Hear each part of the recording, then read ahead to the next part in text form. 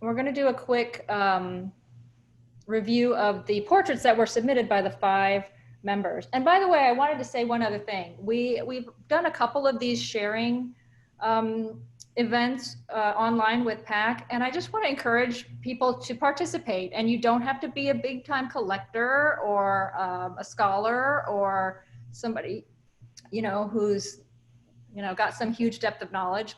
The idea is to share what we like and what moves us and what interests us. So I just want to encourage those of you who have been shy to, to get in there and participate, because we'd love to see what you're looking at too. So, lecture over. I'm going to attempt to, I'd like to get myself off of here. Bear with me for just a moment, y'all. I'm back and forth between Zoom. I stopped sharing. Oh, here we go. Pardon me. I'm going to go away and Andrea will talk. Okay? I will see you later. Okay. All right. So thank you, Paula. And welcome to all of you who we're brought together by our deep interest in photography, specifically the genre of portraiture. I want to let you know that you've made me very happy. I like to be the recipient of gifts. And your gifts, of course, have come in the form of images and your thoughts and your passions. Every time I saw an email appear in my inbox titled PAC Portrait Workshop, I felt joy and curiosity. You were asked to send in a photographic portrait without guidelines as to time period or style or geographic location, and to also write about what entrances you about the portrait that you chose. My intent was for us to work with a wide variety of images within this fascinating genre. Indeed, the call brought in a kaleidoscope of ideas and perceptions. This also gave me the possibility to create some form of exhibition and sequencing from your multifaceted images, idiosyncratic as this order may be, that illuminates the depth and power of this resilient genre and the lives it attempts to represent.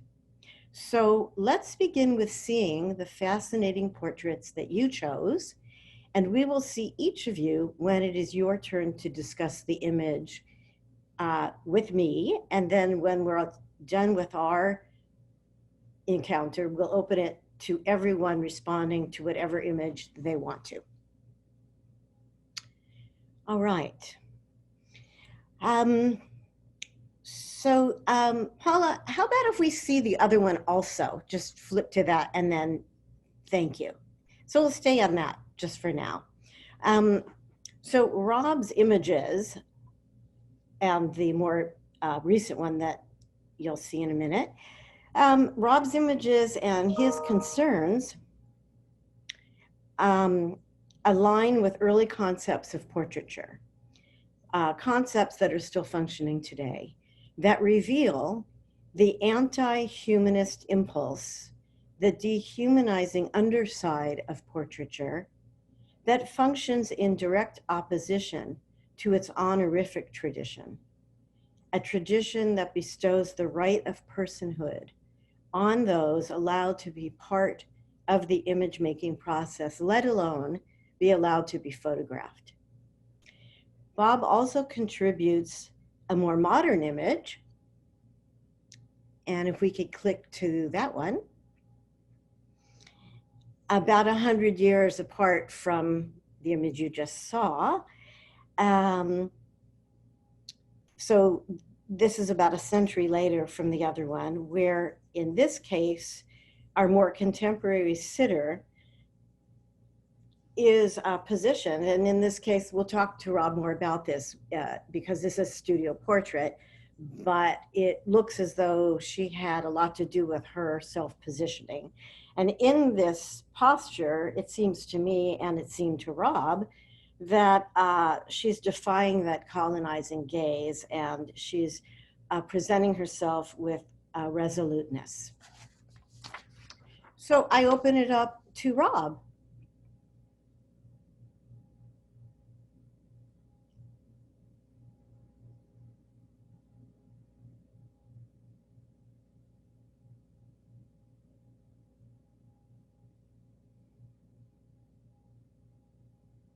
Great. And unmute and start video. Okay, Rob, we've got you. Hi, Rob. Hi. Thank you. So thank you for doing this and taking a look at. Can you hear me? Oh yeah, you muted yourself. Excellent. Okay. Yeah, and thank you for starting off with mine. I love this picture just because I go to Africa all the time, and I find this woman so representative of the strength of the women I encounter. I think you get yeah, there are a lot of conflicting images of African women, a lot because you see, like you said, the colonial gaze or the Western gaze, and when people go to Africa now, even a lot of friends of mine, they're going to take pictures of, I don't know if I'd call them traditional peoples, or yeah, to me, it's an unfortunate form of poverty that exists in Africa and other places, where people are living in a style that they lived in 100 years ago and should have industrialized out of, educated out of. There's a high degree of illiteracy and just lack of ability to affect your outcomes. And what I see in this young woman is she's taken that control. She's decided how she's going to dress. I love the man's watch on her wrist, and that look in her eye is just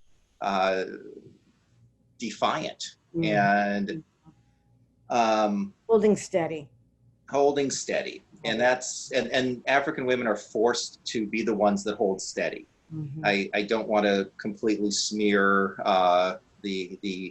I'm also always in sub-Saharan Africa, so I'm going to limit my generalizations to just a few geographic places.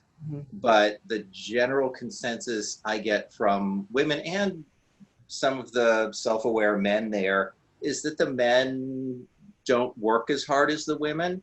They don't, they still expect the women to have a large number of children and to still cook the dinner and work the fields if they have fields. And, the men tend to work not as hard. So, and it's one of the things I like about modern Africa is that the women are finally being rewarded for that tenaciousness, and you see women presidents and a lot of women in positions of power, entrepreneurs, especially in my field, which is the film industry. Lots of women entrepreneurs in Kenya. You preempted my question, which is, and again, Paula, you limit us because I have the pleasure of having this conversation with you. This image made me think of Ousmane Sembène, the filmmaker. Yeah, sure, absolutely. And I've got images like this from Senegal, and you had Senegal was a huge center of photography from colonial times. A huge number of the colonial postcards originated in Senegal, and but yeah, it's I don't want to generalize, but West Africa it's not homogenous by any means, but it's definitely got a lot of similarities between the people of Senegal and that whole coast, Nigeria, all the way up to Senegal and that area. So interesting. Oh. Great folks,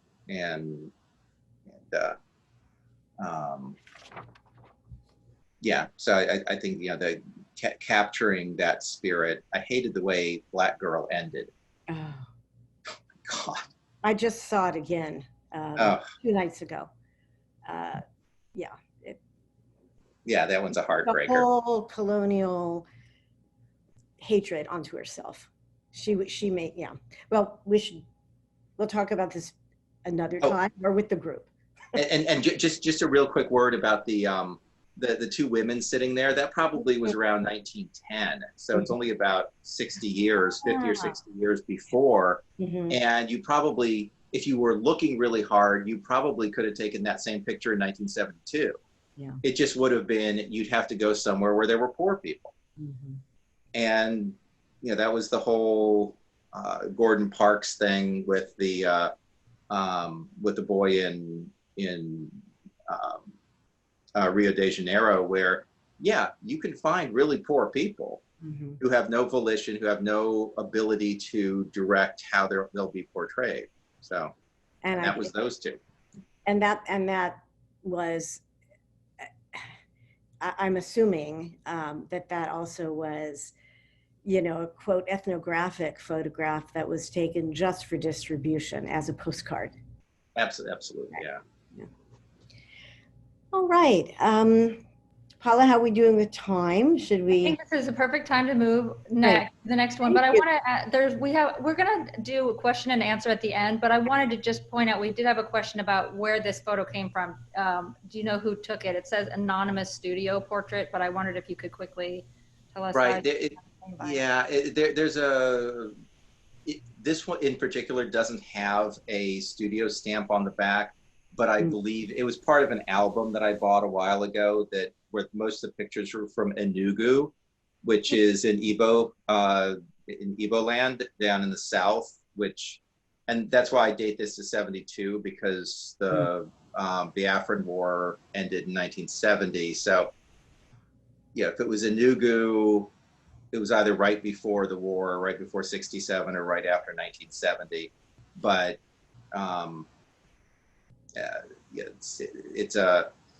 it was in an album, and there are a couple other shots of her that are really fun.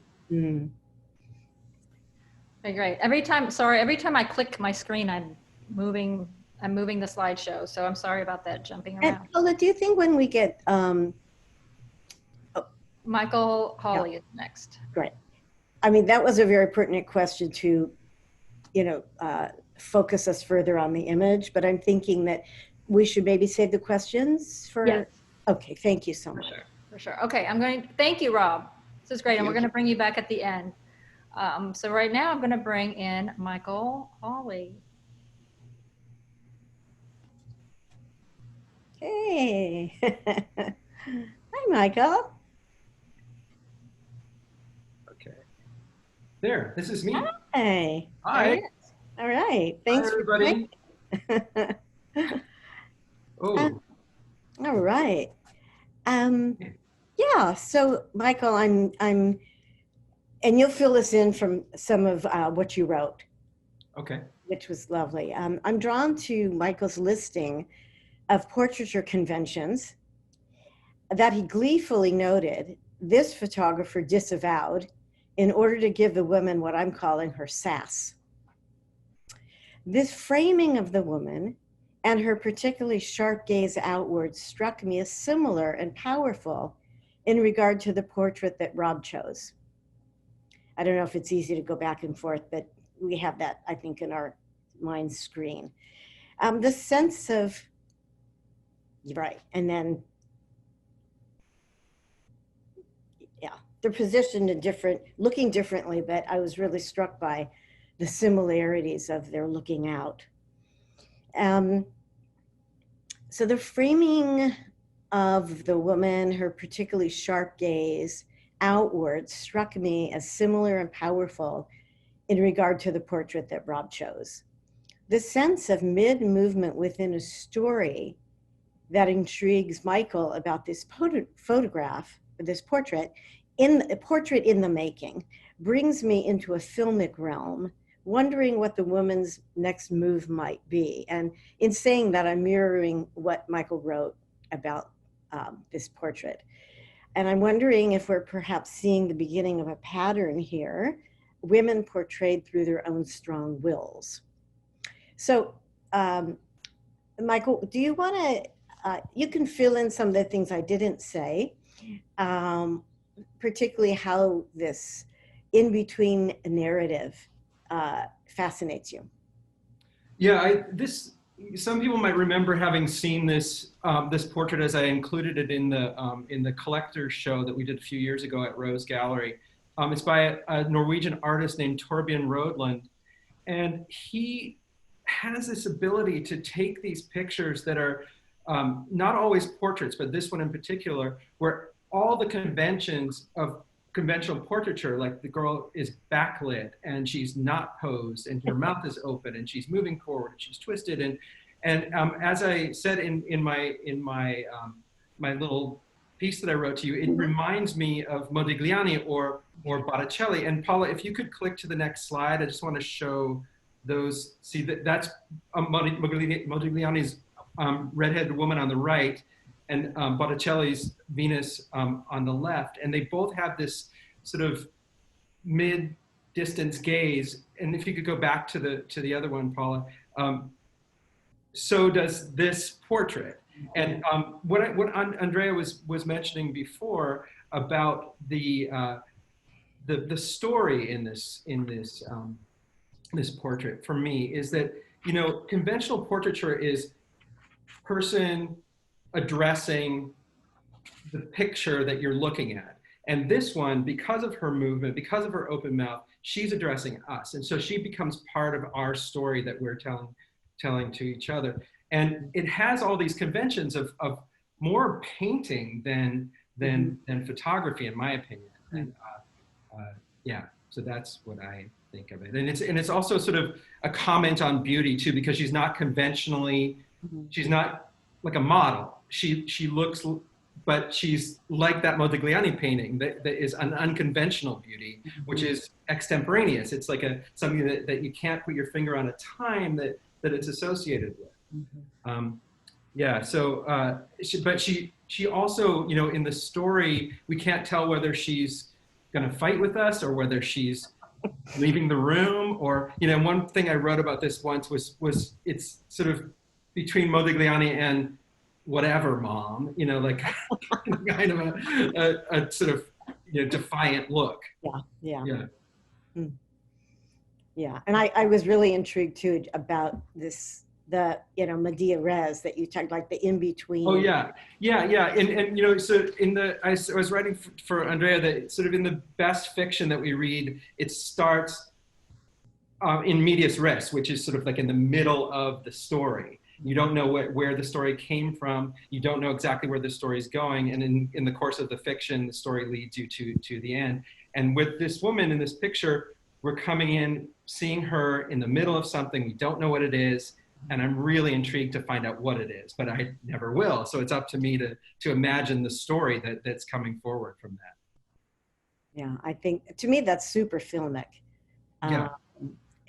But it's like stop action. But I don't know, Andrea. I don't know if I agree with that, because for me it is more pictorial not in the pictorialist photography sense, but in terms of the portrait, the picture of woman in painting. For me, that's how it feels.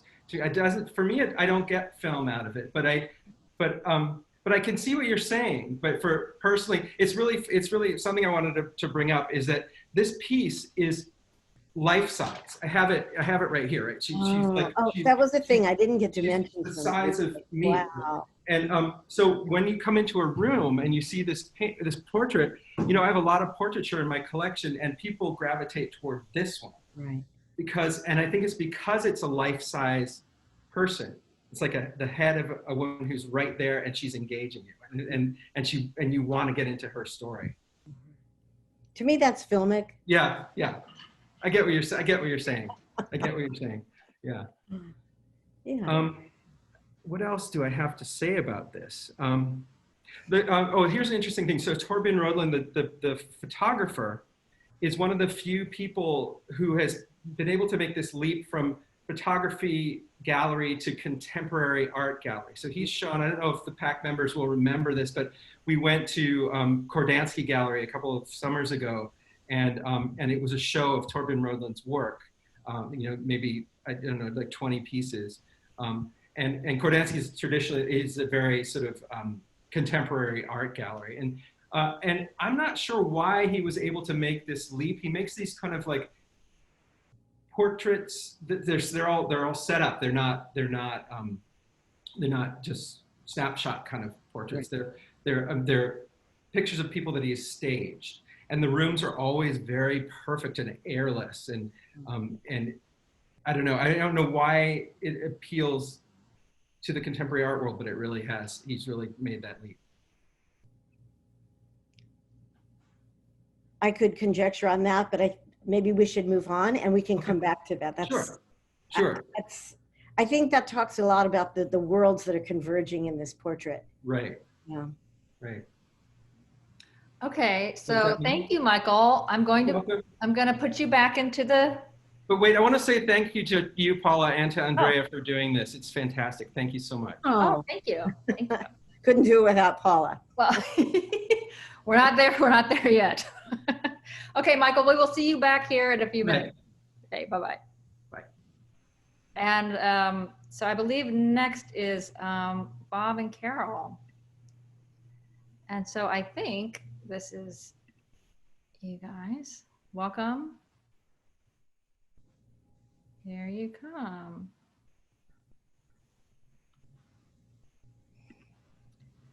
Bob, you're mute. I'm unmuting you. Okay. And Okay. there you are. Yay! Good. What a pleasure to see you two. Yeah, thank you for being part of this. Oh, well, okay. So their description of this beautiful conceptual photograph is, and I'll quote it and we can come back to it, pure, calm, perfect, mysterious. These lovely qualities belie the labor involved in this meticulous image and the making of this image. The individual shots of the features of the face and it from different perspectives demanded consummate planning. There's no digital support here, 1976. We see that this is a contact sheet and all the photographs were taken consecutively and it had to be planned meticulously to create this overall symphonic portrait. It reminded me of so many different traditions, but I thought I would let the two of you speak more about it, if you would like. Sure. One of the things about this is, as you can see, at least from the others that have been presented so far, this is parts of a portrait. Mm-hmm. You have no frame of time. Right. You have this tremendous desire to go deep into this and try and imagine what this woman would look like. Yeah. There is no frame. It's just, it's an accumulation of very effective, continuous shots. Mm-hmm. And one of the things, and that's one of the things that really kind of motivated Carol when she bought this, because it's been in the collection for a long time, is that the setting up of each individual image, and there's 36 images here in sequence, and there's not a bad one among them. Right. So yeah, the photographer was just incredibly astute and very conscious of what he was shooting to be able to do this. Right. And it took enormous amount of planning. It's not spontaneous. Right? No. I mean, yeah. There's also a kind of a very peaceful Mm-hmm. feeling about this that brings you in, and it's very calming. And I think right now in this time period that we're in, I think that's, at least for me, why I wanted to use this image rather than a more traditional portrait. it's just very quieting. And there's something in that, and then probably because all the images are separate, that it takes you a while to look and see what you're looking at and put it together. Yeah, and each one is so beautiful in its own, each frame. I want to say more, but well, I'll just say it. It reminds me actually of an early photographic series by Mary Kelly, a feminist photographer who dealt with motherhood. She's still working. She, teaches at UCLA. She's head of the department, or was, where she did this beautiful series of her newborn, and not as many images, but she focused on every part of the face. And it does have that really lyrical, quiet quality to it. And if anyone else, when we talk as a group, knows the work, but it's called Prima Para Bathing Series. Prima Para. So it's like part by part. Yeah. So it also, when we'll see what time we have, because it's another tradition it reminded me of that's so different from this photographer's intent, and it has to do with actually surveillance photography. But I think we'll go on to the next group. Okay,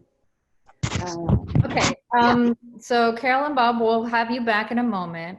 Andrea, I think we might be picking up a little sound from your papers. Oh, Just be, okay. Your microphone is right there. All right. Yeah. Sorry, okay, here we go. So next is me. Ah, okay. I'm already here, so I will put my video on.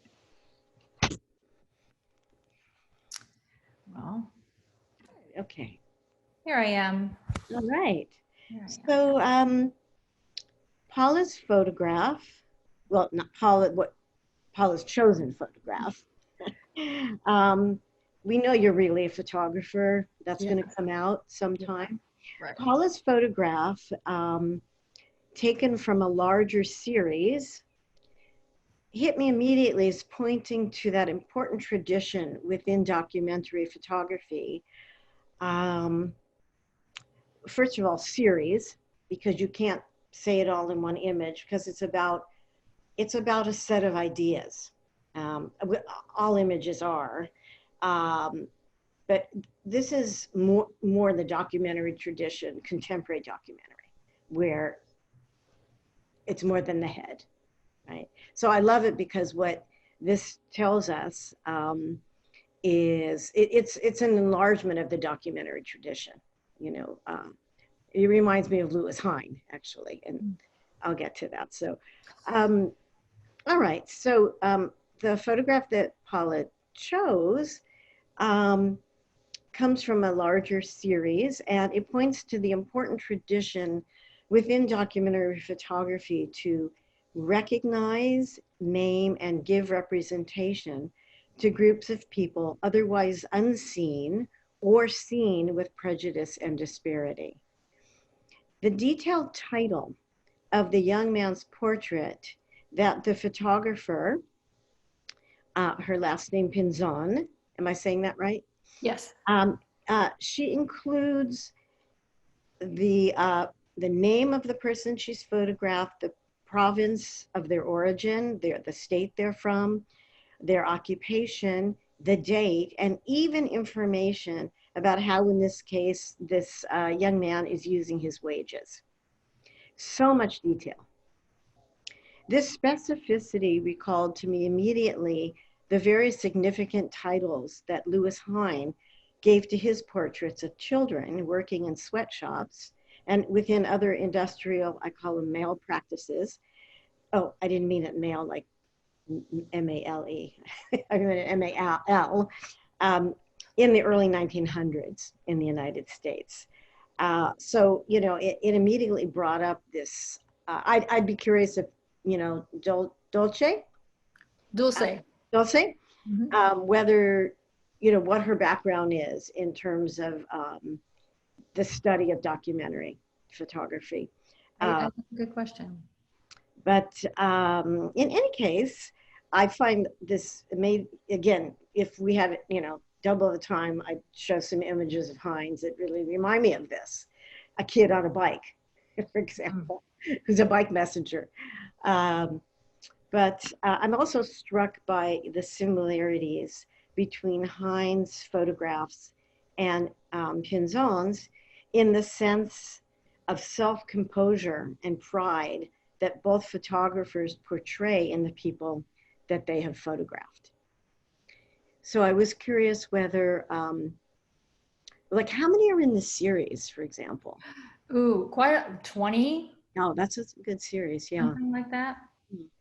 There's a window washer portrayed as Spider-Man. There's a doorman portrayed as the Incredible Hulk. So they're really in affinity with what they do. Yes. Yeah. Yes. Yes. Wonderful. Yeah. Okay. Yes. If I can, I just thought this was a particular, another timely image. These were made in 2012. And speaking of immigrants as heroes, as seen from the point of view of their families back home, you know, immigrants are often vilified in our culture, even though they're doing this work. But currently, in our current state of quarantine, we have woken up somewhat, I think, to the idea of the essential workers and who is doing those jobs. And you know, seeing this young man as Superman has become more you know, relevant in the past 8 weeks than it may have for us earlier. I actually have taken to giving a high five or a thumbs up to the trash collectors. That also comes from Meryl Aderman Ukulele, you know, person all about labor and motherhood. You talked about this being controversial, this image, because some people felt it was maybe trite or she did get some credit. This series was seen a lot. This was seen widely. It was put on bus benches. It was public art in a lot of cities. But she did get some criticism. They thought that maybe that it was trite, that it was undignified to dress people up this way. It was, you know, belittling their circumstance in some way or dehumanizing. You know, you can't win, really. And there's plenty of criticism to go around, but to me, I'm sorry. No. I just find it very graphic and clear and colorful, and she makes her point it's very accessible. Yeah. Do you know if she interviewed any of these folks in her series? She did. Yes. Yes. Oh, I don't know if she's made that. There's a book called The True Stories of the Superheroes. Oh, wonderful. Huh. All right. Yeah. We'll see. And well, our time is flying. good. Yeah. So we move to our last image, and then we'll come back for any questions that people might have. Right. Yeah, this is perfect. I wanted to have a good amount of time for everybody to cross-pollinate, so to speak. I'm going to bring in Margie. And here she comes. I'm unmuting.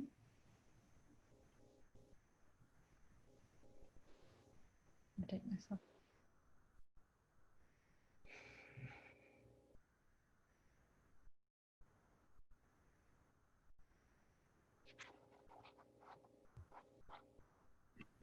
Margie? Yeah. Can you hear? Can you hear us? I think, there you go. There you go. Okay. I have a really serious question. Should we be referring to you as Marjorie? Sure.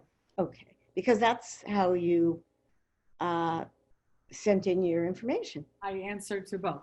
All right. Wow. No one's really aware of the order except me, right? I fetished over it. But if this was August Sander, you'd see Rob's next, not in any kind of vertical, but circular, right? No hierarchy. So if you can imagine that we're seeing this image and then we're seeing, Rob's. Okay. All right, so first of all, Marjorie noted that this is a very different photograph from most that Catherine Opie takes. She's usually, she's, talk about Sander, to me, she's in that tradition so heavily and so beautifully. She's most often taking portraits within the studio, but then uses the studio tradition outside of the studio. So I could see how this caught you unawares. At first I thought it was Carrie Mae Weems, and I said, no, that can't be Carrie Mae Weems either. It's just such a fascinating group portrait in a sense. So Marjorie, and I'm gonna have you read also from, because I did not want to paraphrase. I'm paraphrasing, but I'm going to have you read. Marjorie allows an intimacy between herself and the woman pictured, and in this case, it's the woman in the forefront. An intimacy imagined as the gaze of this woman cannot be returned. It's as if the viewer, meaning Marjorie, substitutes the absent return look with her admiration for the imagined woman, the fierceness and her power. Marjorie allows the gaze of resistance in this woman's face to, quote, look down at me every day from her shelf, Marjorie's shelf.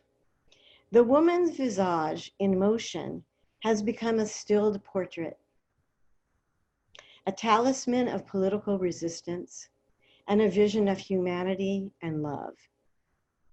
This is a beautiful, powerful admission, a human connection that is at the heart, at the core of taking portraits and viewing portraits, our surprise and sustained encounters with the people pictured. And when I read Margie's, I'm just telling you, I was brought to tears. And so I ended with this one, but I see it as something that encompasses all of them. Did you want to actually, your statement is short. Do you want to read it? Sure. I wrote, this woman looks down at me every day where she sits on my shelf and just keeps delivering resist, resist, resist. She is fierce, intense, powerful, and extraordinary.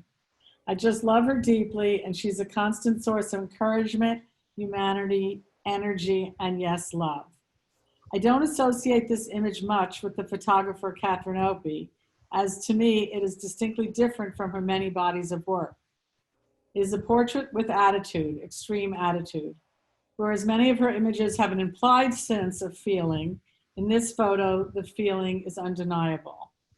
It does not establish a strong sense of place. It was taken in the crowd at the 2009 inauguration of President Barack Obama. The small peak of the American flag is an interesting juxtaposition to the African-themed headdress she wears, both strong symbols of nationalism, yet their display offers a form of personal expression. She is not complex, she is bold. She hides nothing and desires to be seen. She succeeds. So I called out the African head wrap and the American flag. There's so much going on here, but that's just one thing to talk about. And I think those are strong national symbols. And one thing that's exciting to me about portraiture is the clues that can inform the portrait. that help to date the portrait, that help to place the portrait, all those things. That, you know, who, what, where, when, why, everything should be, or to me, for a researcher, all those questions ought to be able to be answered just from looking at what's going on, or what you're seeing, I should say. And I think it was really an interesting build-up to this point with Rob's images, Michael's and Paula's, and even the eyes, that you really can almost date and figure out what's going on, what the photographer was trying to do or say,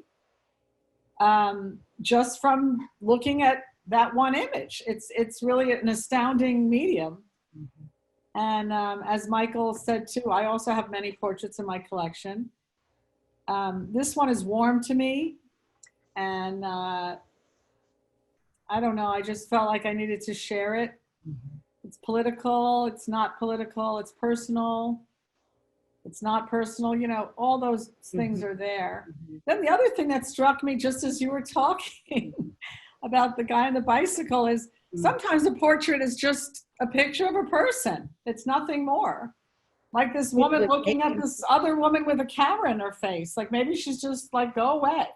You know, it doesn't have to be all about her attitude and all that. You know, it really also could just be, I'm here, you know, thanks for taking my picture. She's not doing much more than just showing up at the inauguration. You know, so but it's also it is and it isn't a two-way street. It's sometimes a two-way street between the photographer and the photographed, but your interjection, you know, opened up a scenario that's intimate to you, of course. Yeah. But, well, actually, I had a closing statement that brings this in, closing only in order to open it up to all of us. And so obviously I want to thank you all for your generosity in sharing your chosen portrait and your thoughts. And the workshop demonstrates, and here we are, well, you can say this on, as we're looking at any of them, but I'm quoting from Richard Avedon, a portrait is not a likeness. We know that this is an ironic statement made by a consummate photographer who, you know, you think of Avedon, you think of portrait. But in fact, indeed, it is not a simple likeness. And as we have touched on, it's a multifaceted gaze. And I say, in this sense, the gaze that you were allowing yourself to have, which you can't break through. You don't know this person, but it still creates kind of a third scenario, you know. So all of these images create a multifaceted gaze that has the power to draw the viewer in, to bring us in, so that in fact we could look out and beyond. And it's the power of the photographs that you have all chosen that allows us not just to look and be mesmerized, but to say, what does this have to do with? Is it something just so interior with me, you know, the beauty allows me to be alive? Or is it also connecting? You have to have that in yourself in order to connect, have empathy, and kind of move on or move in, right? So Apollo will help us orchestrate who wants to talk to whom. And I wonder if people, by seeing. So I'm going to bring back all of our presenters. And if you have questions, please use the Q&A box to submit them, and we will.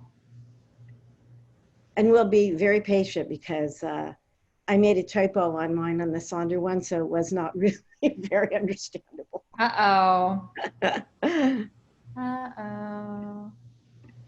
Okay, so we have,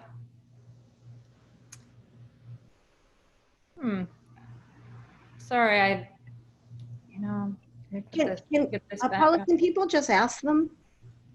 The people who are present here can ask them? Yeah, I was thinking these people Yes. If they can ask each other questions about the portraits before we open it. Sure. Do people do that? Bob, I'm Yeah, gonna. what, can you hear me? Yeah. One thing I thought was really interesting is how out of the 5 images, only one of them had a name attached to it. Mm-hmm. And so often when you think of portraits, you think of them as Right. of someone. Mm-hmm. Mm-hmm. And this wasn't, that wasn't really brought out in any except the one of the kid on the Dulce's picture. Or did Michael's have a title? It was called Celtic. Yeah. That's, yeah. Right. Hmm. So is that an indication of taking away the identification of the person, or did it just so happen on these? Do you often find that in contemporary portraits that people don't identify the sitter? No, I think more than not there is an identification. But, you know, that's really interesting because I think in all of these, there's no sense of generalizing. You know, one would be concerned if it was like typology, or in fact, that's what I was going to make a reference to. The other side of this honorific, respectful portraiture that we've been looking at is in fact the kind of images from really the conception of photography that were used for surveillance, that were used by police, prefectures, especially in Paris and London, where nothing is named, they're just typed. And, you know, those became the basis for profiling. And it was usually immigrants who you would find in those profiles in the police archives. Yeah, I think with a lot of the African postcard photography that I was referencing, I always wondered if it would have changed people's attitudes if there had been a name attached to the images. Absolutely. And I always noticed that in National Geographic magazines where the African people didn't have names, but the Europeans and Americans did. Yeah. Absolutely. I mean, it's just another form, I mean, of generalizing. And dehumanizing in a way. Right. Well, you got to generalize in order to take a humanity away. And then once you take the humanity away, who's looking, you know? And who cares what you do to those people? Yeah. Exactly.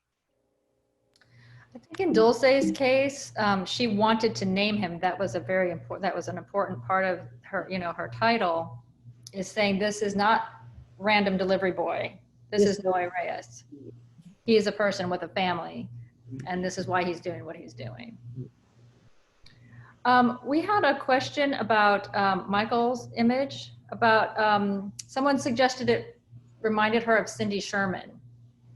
Has that ever occurred to you? No, not, I can see that because it looks like it might be somebody who's sort of turned herself into some other face, right? But for me, it's, I feel it's just an incredibly honest photograph, and not, there's no artifice to it. And like I was talking about being in the middle of something, it feels like she was just kind of captured kind of a little bit in the same way that Margie's is such an honest picture of where everything to the sides melts away and you only see the exact gaze looking straight at you. And yeah, I mean, I love Cindy Sherman, and I love the fact that she puts herself in these portrait situations in so many of her photographs. And you know, it'd be fun to like slip this one in with among a bunch of Cindy Shermans to see if people think she was. No, it oddly looks like her, Michael. Yeah. Yeah. Right. This to me, I feel like this looks like the Mona Lisa. Mm. Is that crazy? No, I like it. That's good. It's this, yeah. It's so arresting. It's so beautiful. Yeah. And I love that. I guess I get back to my question. Is it a portrait? If it's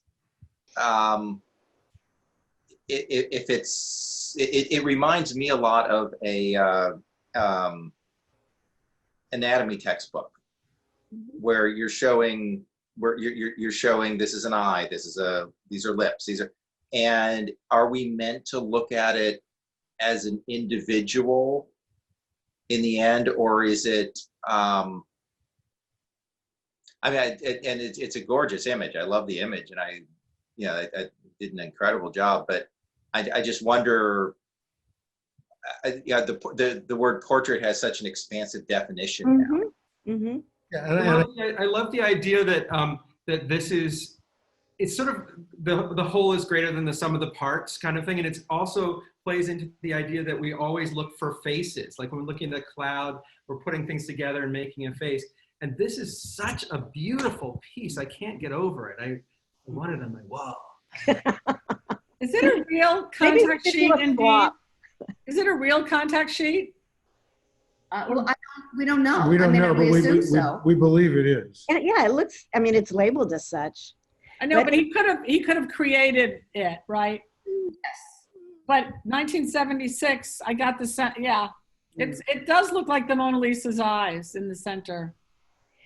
What was I going to say about this? But I guess my question to Rob is, portraits can be, I mean, this is a composite of individual portraits. Mm-hmm.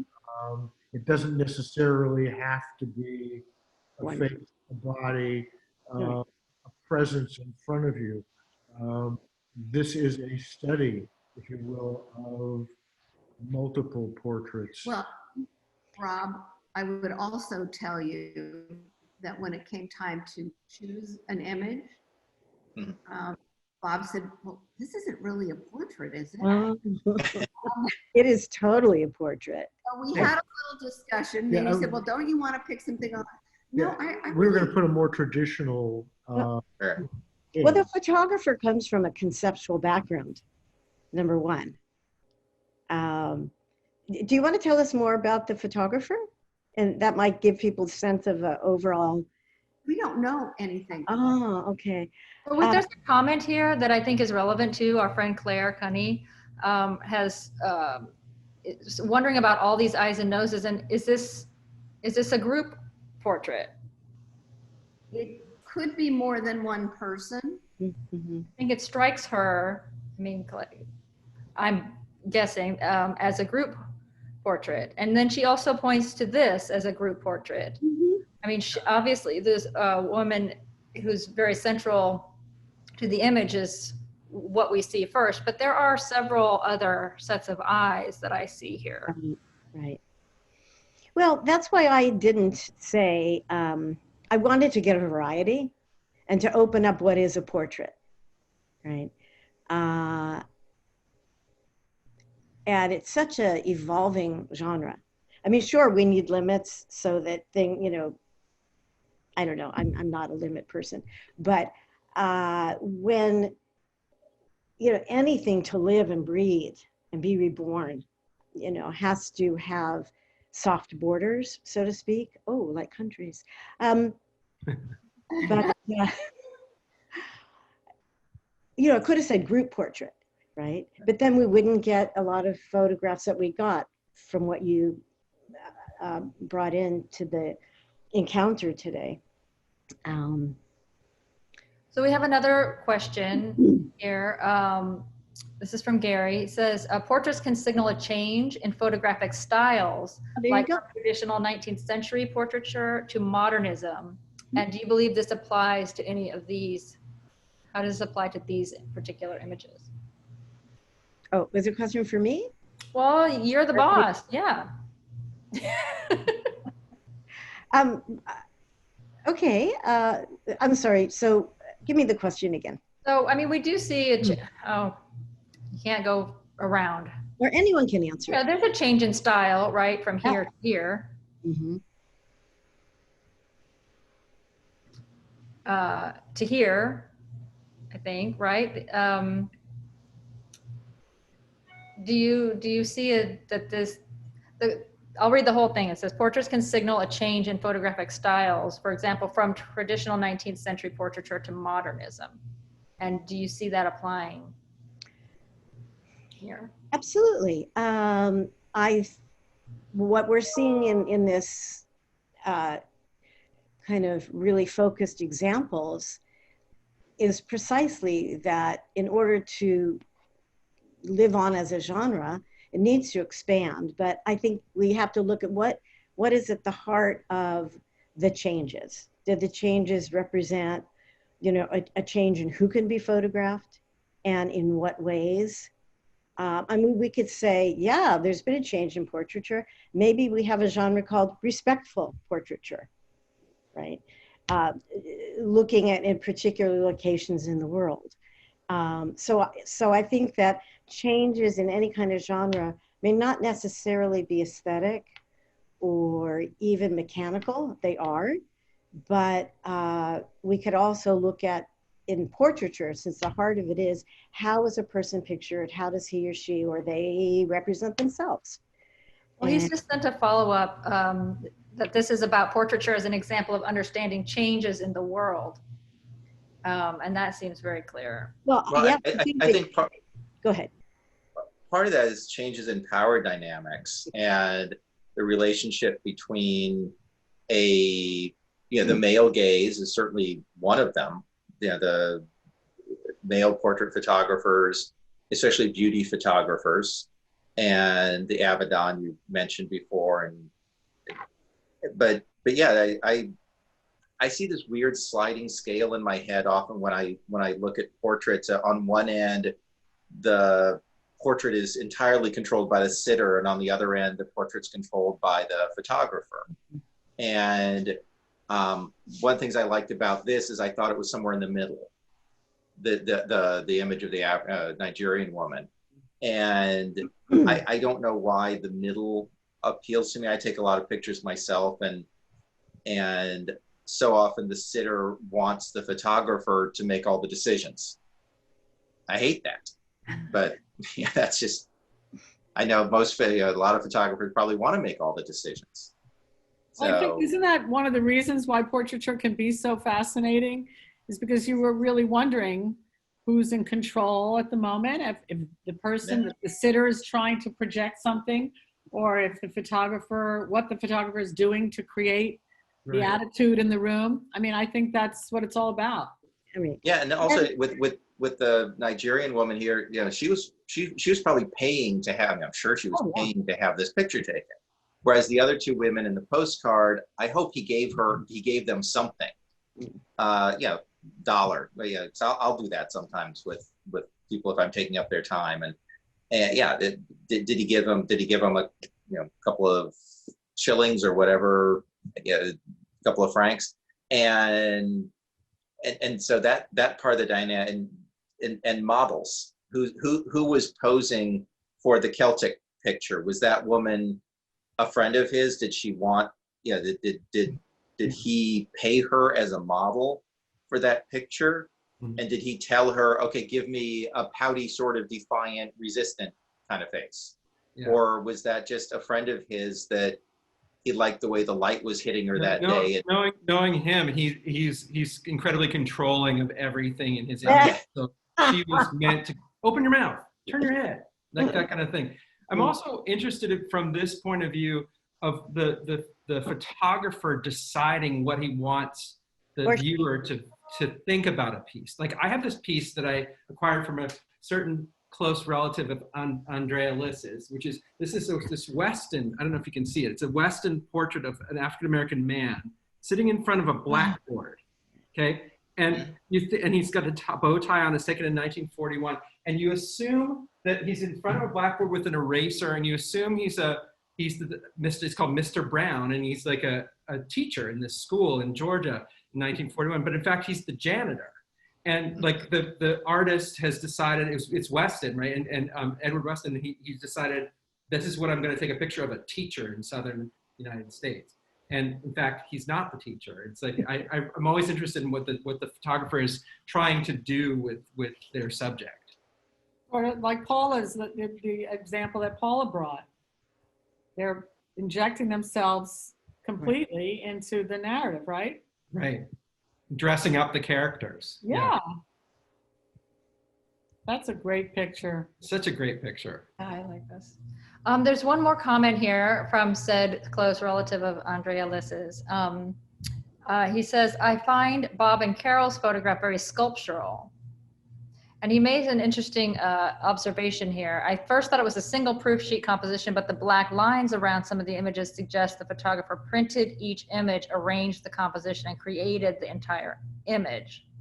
Interesting. I think that's true. I just think There's a difference in size here in these different. Yeah, they have the top row. A few of them have these little borders. That doesn't happen, but I don't know. But it adds to the mystery, doesn't I it? definitely think he printed them and then took pictures That's right. closer, further away, and no, but it's the precision that? isn't. The precision's incredible. How big is it, Carol? The Small? No, the image is probably 9 by 12. So it's relatively small. Yeah, here. Oh, Yeah. there. Okay. Yeah. It So gives you you have to really study it. Yeah, you have to get up close to it. Nice. Well, it's about 5 minutes after 5, and we said we would wrap up at 5. So great. Okay. I think. Thank you, Paula. Thank you, Andrea.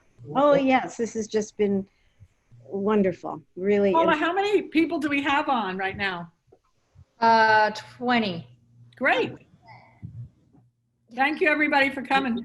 All right. Thank you all for Yeah, coming. thank you for making this happen. Yes. Thanks to Watch your PAC email. members for supporting PAC. Yes, We love you. Yes. Let's do something again really soon like this. we are. We will. We'll be doing a few a month. Nice to meet you, Rob. As Watch the your mayor says, email. we love Thank you, you. we love you. Okay. Like Garcetti. Thank you, Paula. Good. Thank you. Thank you, Andrea. Okay. Thank you all. All right. Bye-bye. Off we go. Take Bye-bye. care. Bye-bye.